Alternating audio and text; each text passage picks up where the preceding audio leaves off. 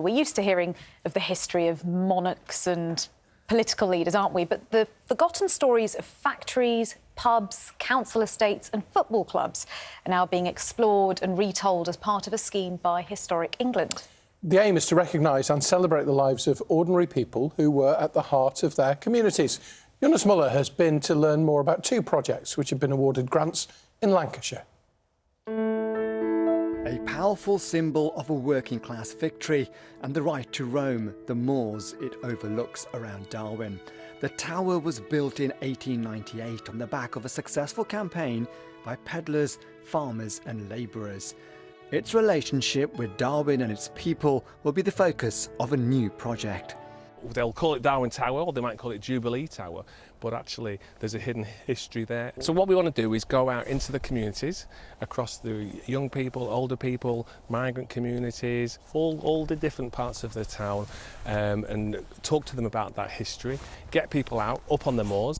Darwin is home to rural farming and many South Asian communities. A local artist who moved from the Netherlands and made Darwin her home will work on this project. In my country where I come from, you know, like all this right to roam, it's just amazing what we have here as a sort of tradition. So there will be, you know, people coming at it from quite different, you know, with different stories of their relationships with the natural spaces. Historic England's Everyday Heritage programme was launched back in 2022 to celebrate working class histories. The projects here in Lancashire aim to focus on rural locations and tell stories of how working class people have contributed to our shared history. Life in the cotton mills of East Lancashire was harsh, but working class families from the mill towns travelled to the countryside, to villages such as Roughly, Barley and Newchurch. A new digital museum will explore how the foot of Pendle Hill was transformed into rural leisure destinations. All we've got to memorise what they did were these few handful of postcards, a few photos. So it's just so important to get people's memories and photos out of their lofts.